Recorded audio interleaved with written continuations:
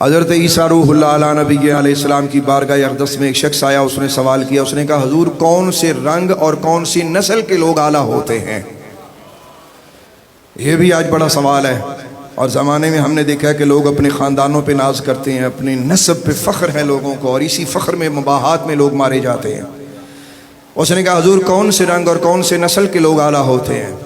حضرت عیسیٰ علیہ نبی علیہ السلام نے اس سوال کے جواب میں جو انداز اپنایا وہ قابل توجہ ہے۔ آپ نے زمین سے مٹی کی 2 مٹھیاں بھری اور اس سے سوال کیا، فرمایا بتاؤ ان دونوں مٹھیوں کی مٹی میں سے کون سی مٹی اعلیٰ ہے؟ اس نے کہا حضور دونوں ہی مٹی ہیں۔ فرمایا جواب تم نے دے دیا، اب اس کا جواب مجھ سے سنو۔ آپ نے فرمایا الناس کلہم تراب، فرمایا بندے سب کے سب مٹی ہیں، خاک ہیں، اسی مٹی سے بنے ہیں، ان میں کوئی رنگ اور کوئی نسل کا امتیاز اللہ کے ہاں مقبول نہیں ہے۔ اس نے کہا حضور پھر افضلیت کی دلیل کیا ہے کہ کون افضل ہے؟ یہ پہچانا کیسے جائے گا؟ کون اعلیٰ ہے؟ اس کی پہچان کیا ہے؟ آپ نے فرمایا اکرمہم عند اللہ اتقاہم، فرمایا ان میں سب سے افضل و اعلیٰ وہ ہے جو زیادہ متقی اور پرہیزگار ہے، جو زیادہ تقوی و طہارت والا ہے۔ اب ذرا غور کیجئے گا، اس سے آگے بڑھیں، اسی پہلے نقطے پہ بات کر رہا ہوں۔ ایک وہ نسب جو اللہ نے ہمیں سمجھایا، جس کو ہم سمجھنے کی کوشش نہیں کرتے، وہ نسب ہے تقوی و طہارت۔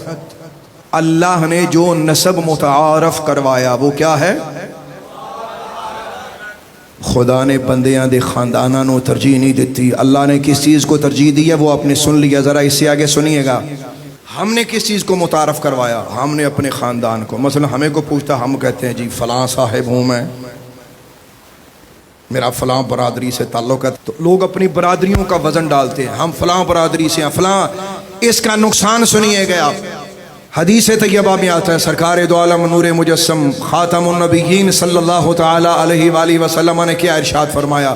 میرے آقا فرماتے ہیں قیامت کا دن ہوگا، اللہ تعالیٰ تمام مخلوق کو فرمائے گا کہ سب خاموش ہو جاؤ۔ وہ وقت کیسا ہوگا جب اللہ فرمائے گا سارے چپ کر جاؤ۔ اس وقت دہشت کا، اس وقت ہیبت کا، اس وقت روب کا، اس وقت دبدبے کا عالم کیا ہوگا جب اللہ فرمائے گا سب چپ کر جاؤ، پوری کائنات پہ سناٹا چھا جائے گا۔ اب اللہ تعالیٰ ارشاد فرمائے گا میرے بندو دنیا میں تم بولتے تھے میں خاموش تھا، آج میں بولوں گا اور تم خاموش رہو گے۔ آج میں بولوں گا اور تم خاموش رہو گے۔ اب اللہ تعالیٰ کلام فرمائے گا، سنو وہ کیا قیامت کے دن کلام ہوگا۔ مالک الملک رب ذوالمنن ارشاد فرمائے گا میرے بندو ہم نے تم سے اپنا نسب متعارف کروایا۔ اب لفظوں پہ غور کیجئے گا، اب آپ سوچ رہے ہوں گے وہ کون سا نسب ہے؟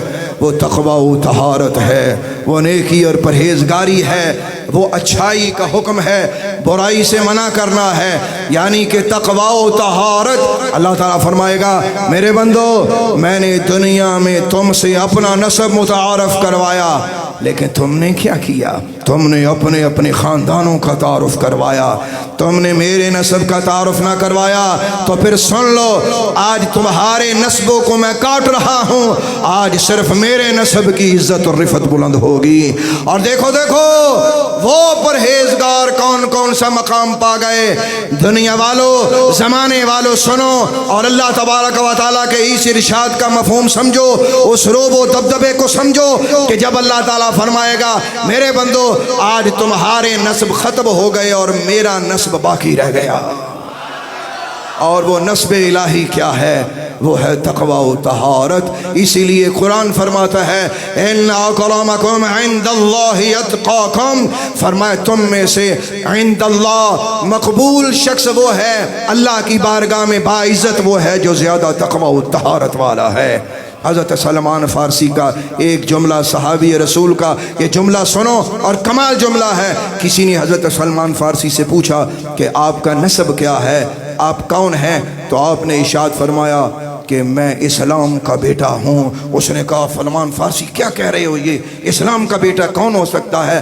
فرمایا ہاں ہاں، جس زمانے میں قیس اور تمیم جیسے خاندان ان کے لوگ اپنے نسبوں پہ فخر کریں تو سلمان فارسی کا حق ہے کہ وہ اسلام پہ فخر کرے۔ فرمایا ان کو ناز ہے کہ وہ فلاں خاندان کے بیٹے ہیں، اور مجھے فخر ہے کہ میں اسلام کا فرزند ہوں، میں فرزند اسلام ہوں، میں فرزند اسلام۔